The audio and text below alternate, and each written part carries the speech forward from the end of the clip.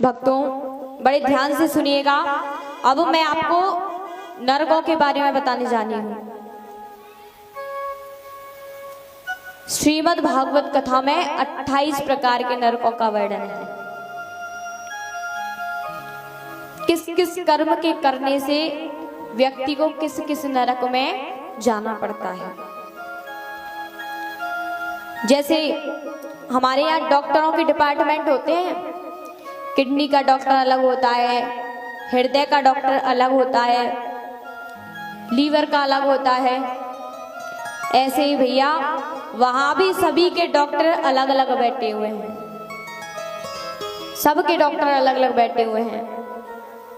अगर कोई छोटा मोटा पाप है, उस कर्म का फल तो इस धरती पर ही भोग लेते हैं, लेकिन इस धरती पर जो सुविधा प्राप्त नहीं है उस कर्म को भोगने की, तब व्यक्ति को नरकों में डाला जाता है।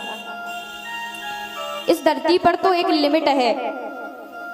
जब शरीर को कोई रोग हो जाए और ज्यादा पीड़ा हो तो प्राण शरीर को छोड़ देते हैं, प्राण निकल जाते हैं। लेकिन अगर उससे ज्यादा पीड़ा देनी हो तो तब नरकों में भेजा जाता है और वहां ऐसे शरीर दिए जाते हैं कि कष्ट तो भोगे लेकिन प्राण ना निकले।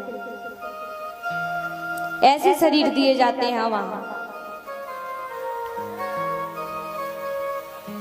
इस शरीर में तो एक लिमिट है। एक बहुत बड़ी विशेषता है कि भैया ज्यादा कष्ट पड़े तो मर जाओ,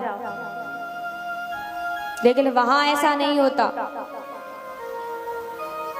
वहां ऐसे शरीर दिए जाते हैं कि ये तड़पे तो सही लेकिन प्राण ना निकले।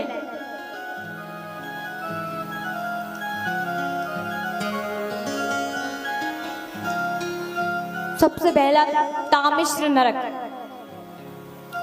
जो लोग दूसरों के धन को छीनते हैं, दूसरे के धन को अपने कब्जे में करते हैं, दूसरे की स्त्री पर अपना अधिकार दिखाते हैं, उन लोगों को तामिश्र नरक में डाला जाता है।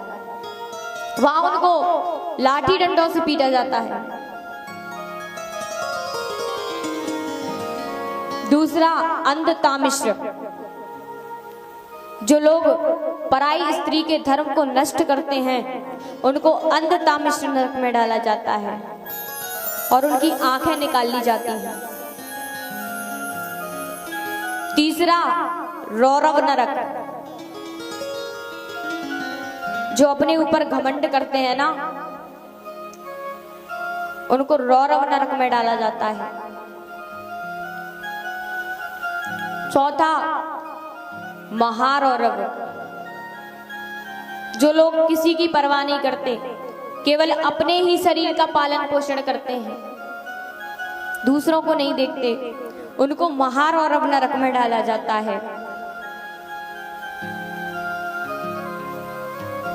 पांचवा है कुंभीपाक नरक। जो लोग पशु पक्षियों को मारकर खाते हैं उनको कुंभीपाक नरक में डाला जाता है। वहां उनको खौलते हुए तेल में डाला जाता है। इसलिए तो बार बार कहती हूं, जो कोई खाता हो पीता हो सब त्याग दो। छठवा है कालसूत्र नरक। जो लोग अपने माता पिता ब्राह्मण और देवताओं का विरोध करते हैं ना, उनको कालसूत्र नरक में डाला जाता है। सातवां है असिपत्र। जो लोग अपने धर्म को छोड़कर दूसरे धर्मों में जाते हैं, पाखंड फैलाते हैं, उनको असिपत्र नामक नरक में डाला जाता है। आठवां है सुकर्मुक। जैसे कोई व्यक्ति है, उसने कोई गलती नहीं की लेकिन फिर भी आप उसे मार रहे हैं, आप उसे सजा दे रहे हैं, तो ऐसे व्यक्ति को सूकर मुख नरक में डाला जाता है और उसे डालकर कोलू में पेला जाता है।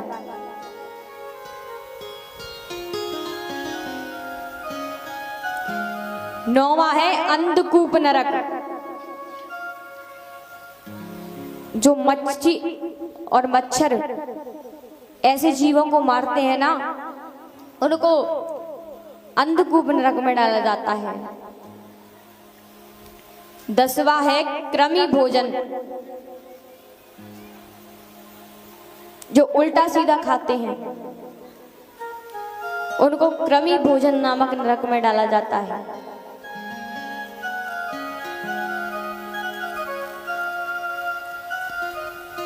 11वां है सन्नदशम। जो लोग दूसरों का धन चोरी करते हैं, डाका डालते हैं, उनको सन्नदंश नामक नरक में डाला जाता है।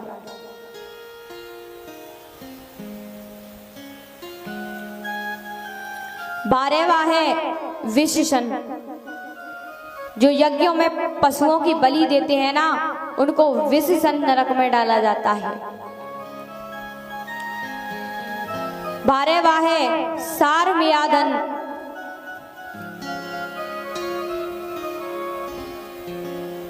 जो लोग अपने गांव के बारे में गलत सोचते हैं, उनको सारमेयाधन नरक में डाला जाता है।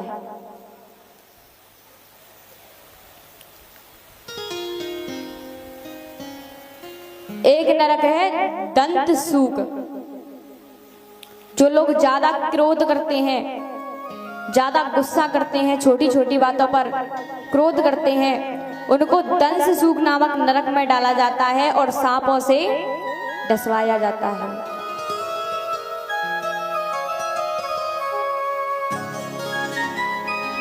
एक है सूची मुख नामक नरक।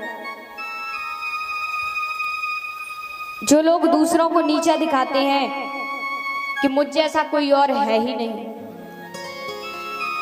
मैं ही सबसे बड़ा पैसे वाला हूं, मेरे पास ही सब कुछ है, दूसरों की निंदा करते हैं, उनको सूची मुख नामक नरक में डाला जाता है। अच्छा, श्रीमद् भागवत कथा में तो 28 प्रकार के नरकों का वर्णन है, लेकिन मैंने सभी नरकों के बारे में नहीं बताया। पूछो क्यों? पूछो। अरे भैया मौतें तो बोल करो, ये बात हुई ना। क्योंकि आजकल कोई नरक में भैया जात ही ना है। बताओ कैसे? क्योंकि जब जब हमने शादी के कार्ड पढ़े, तो जब हमने उस पर देखा ना, तो या तो स्वर्गवासी या फिर वैकुंठवासी।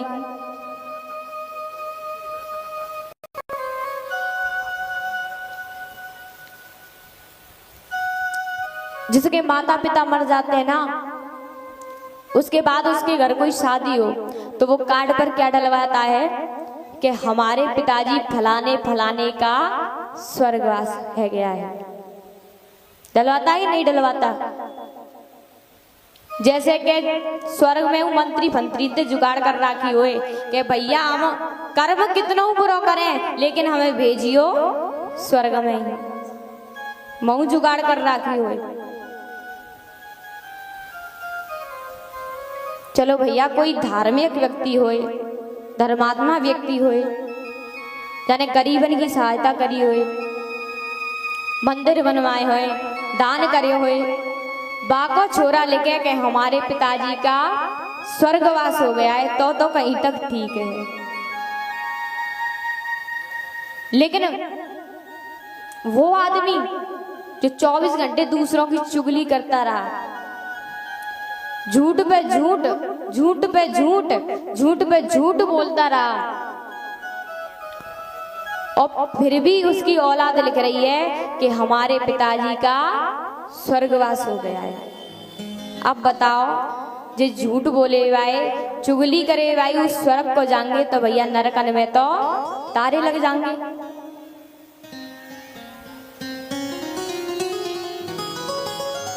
और तो सब छोड़ो, ऐसे ऐसे लोग जिन्हें जो 10-10 फुट की रास्ता आती ना, वे 5-5 फुटों की नहीं छोड़ी, सब काट काट के अपने खेतम में ले लें। बहू की औलाद लिख रही है कि हमारे पिताजी का स्वर्गवास हो गया।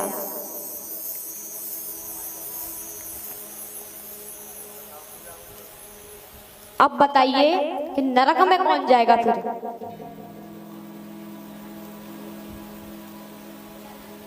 अपनी दीवार रास्ता है 10 फुट को, एक तो 2 फुट आगे वैसी लगाई, ऊपर से जब उसकी सीढ़ी बनाई आगे की तो वो आधी रास्ता पे रख दे। अब कचू तो जिनमें थे जी सोच रहे होंगे कि गांव में फलाने की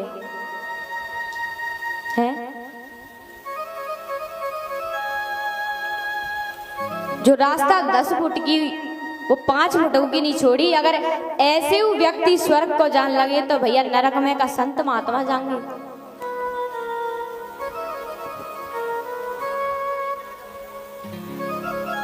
ऐसे व्यक्ति जिन्होंने खाने पीने में कभी सोचा विचारी नहीं की,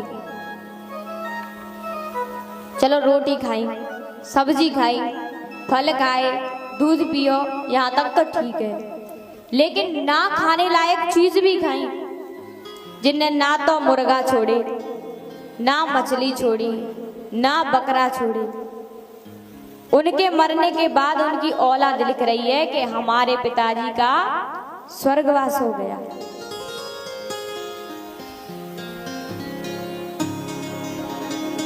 अब बताओ, ऐसे व्यक्ति भी स्वर्ग में जाएंगे तो नरक में कौन जाएगा भैया?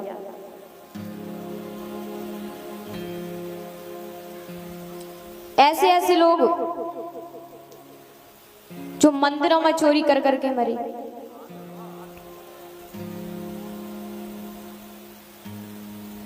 कभी मंदिर की दान पेटी चुरा ले गए, कभी घंटा चुरा ले गए, अब तो भैया भगवान हुए छोड़त, भगवान हुए चुरा ले जाता।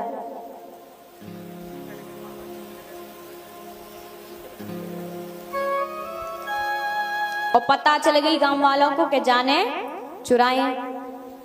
जब वो आदमी मरो तो बाकी बेटा ने कार्ड पे लिखवाई कि हमारे पिताजी को स्वर्गवास है कौन। अब ये बताओ, जो मंदिर में चोरी करे भाई, अगर स्वर्ग में जाएंगे तो भैया नरक में कौन जागो?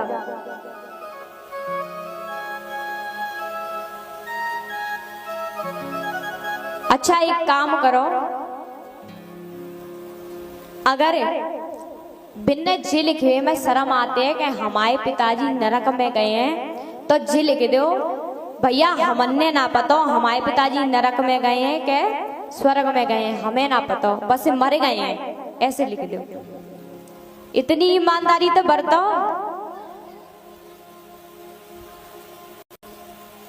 इसलिए मैंने पूरे 28 प्रकार के नरकों का वर्णन आपको नहीं सुनाया।